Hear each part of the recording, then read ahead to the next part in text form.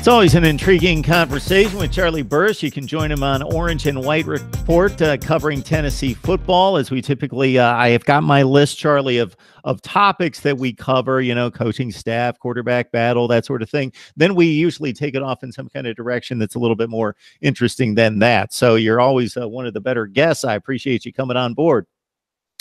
Thanks. Thanks for the kind words, Mark. I appreciate it. Absolutely. So I don't know that we've got time to deliver this time. We're going to get down to the nuts and bolts of this recruiting situation.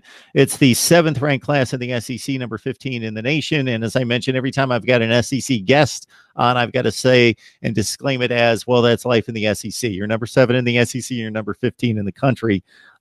Who else is out there that Jeremy Pruitt's going after that might make a bit of a difference or an impact?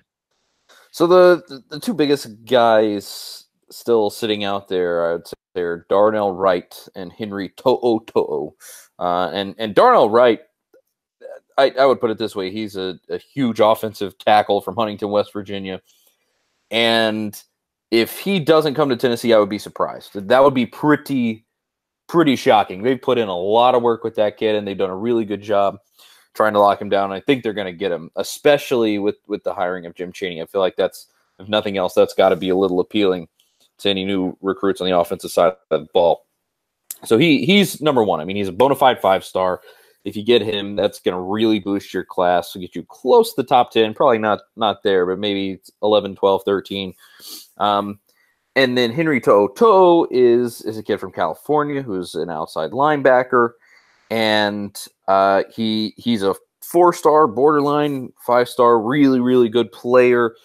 He was almost a lock to Alabama, I would say, but that was mostly because of Tosh Lupoi. Tosh Lupoi is no longer at Alabama. He took another job. And so that shook things up with Henry To'o. Now, it kind of opened the door for Tennessee, but at the same time, it opened the door for other people as well. And the latest news on him is that he's leaning somewhere like Washington, out there on the West Coast over Tennessee. So kind of like how I would be surprised if Darnell Wright doesn't come to Tennessee, I would be surprised if Henry To'o does come to Tennessee. Still a possibility, though. And then also hanging out there, you have Chris Russell, who's an in-state. He's from the state of Tennessee, in-state linebacker, he's a 3-star, but a kid who this staff believes has a lot of upside and a lot of potential. And so he's still a possibility, but Texas A&M is coming in heavy for him. And a lot of people are thinking he's going to go to Texas A&M. So with all those guys, we'll see here in the future. But I would say those are three big ones, with 2 of them being guys who would kind of change the complexion of the class or really take it to another level.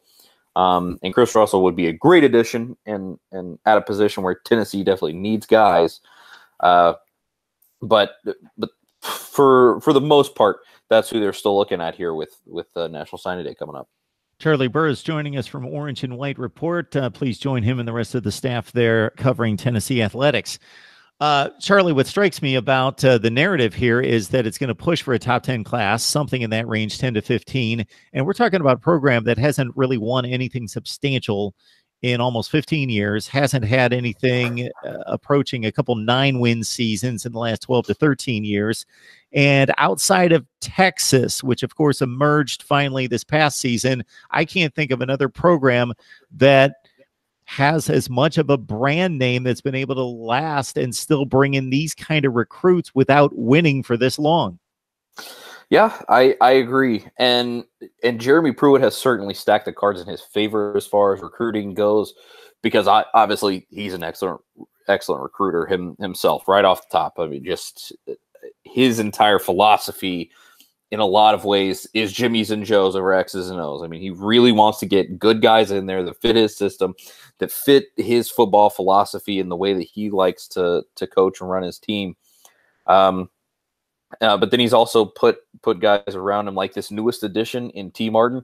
T. Martin was the 247 Recruiter of the Year in 2016. I mean, he is widely known as one of the best recruiters in America, and specifically in areas like Atlanta, Florida. I mean, he's really put a foot down in those places, even though he's been out on the West Coast at USC before this year. He's also put in a lot of work. Obviously, his son plays football at Clemson. His other son is a highly touted baseball recruit, actually. So he's, not only is he a great recruiter, but he's actually putting great prospects into the world. But yeah, Jeremy Pruitt just in a lot of ways is trying to become an elite recruiter, and Tennessee as a brand, like you were saying, just lends itself to that. It is, I would say, a blue blood in the college football world, one of the winningest programs of all time, won national championships, kind of been there, done that, has a giant fan base with extremely loyal fans, and so it sells itself in a lot of ways. I mean, they've had recruits at the last few basketball games, and of course Tennessee's basketball team right now, #1 in America, and they got a lot to sell in terms of just showing off what Tennessee is all about. I think it's still impressive to recruits, despite the fact that Tennessee is coming off of a 4-win season, 5-win season in the last 2. So, there's still something to sell there, and clearly it's holding up. And I think, ideally, if Jeremy Pruitt can continue to turn the ship around, these recruiting classes will only get better. Mark Rogers TV, the voice of college football. If you enjoy the content that we deliver every day with the best bloggers, broadcasters, and writers like Charlie Burris, please smash the like button, comment, share, subscribe, do all those good things for us to continue to do this. And before we let you go, we definitely want the take on the coaching staff. You mentioned Jim Chaney. Talk about that ad, which it sounds like you're all in favor of. I was thoroughly impressed by Jeremy Pruitt pulling that off, because he, Tyson Helton left way back at the end of November, right at the beginning of December, the end of November, and people were getting really antsy and saying, that there had been all these rumors. Oh, we're looking at this guy. We're looking at this guy. Oh, he's no longer interested. Oh, they offered it to him, but he's not coming. And it just seemed like it had been a clown show.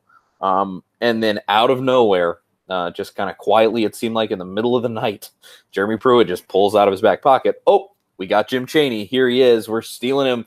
Not only is he known as a pretty good offensive coordinator, but you're stealing him from one of your biggest rivals in Georgia.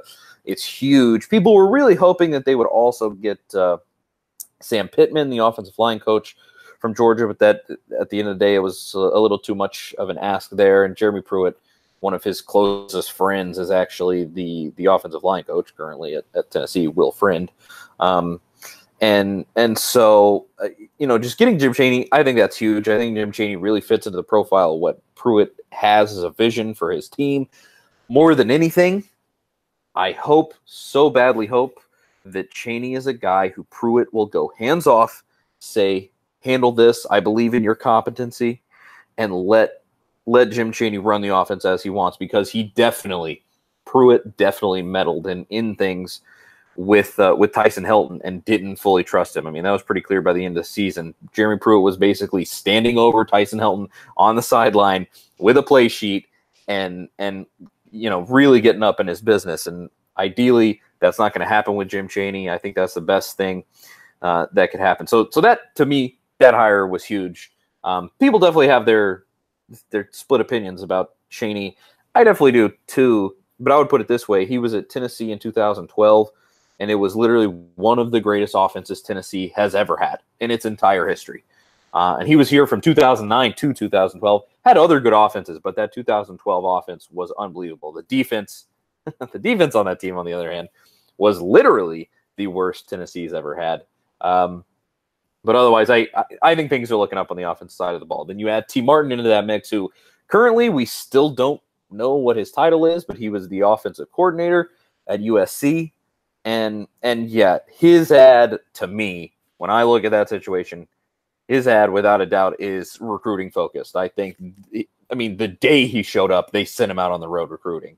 That's why they want him. That's why they got him. They want him to go out and bring kids to Tennessee, because not only is he just a great recruiter right off the top, but he went to Tennessee. He won a national championship at Tennessee. He can truly sell what Tennessee is. He believes in it, and he's been there, done that. And I think both of those hires were really massive and really impressive Jeremy Pruitt, and I hope that they lead to great things for this team, because Tennessee spent more than a decade out in the wilderness now, and they deserve some good things to happen for their football team. Charlie, anytime someone references a team from years gone by, I can't help myself because I try to remember everything. And so I know something's going to jog my memory. And I jumped on the 2012 Volunteers. And despite the 5-7 record, as you say, Tyler Bray, 34 touchdown passes. Justin Hunter had a huge year with 73 catches. And Cordell Patterson, we will see the Super Bowl on a Sunday, catching 46. Good stuff. Love to look back and bring to surface some names that I've forgotten about for a while. Good stuff from Charlie Burris, Orange and White Report. Charlie, we appreciate the time. Hopefully we can have you back soon. Absolutely. And I appreciate the invite, Mark. Thanks so much for having me.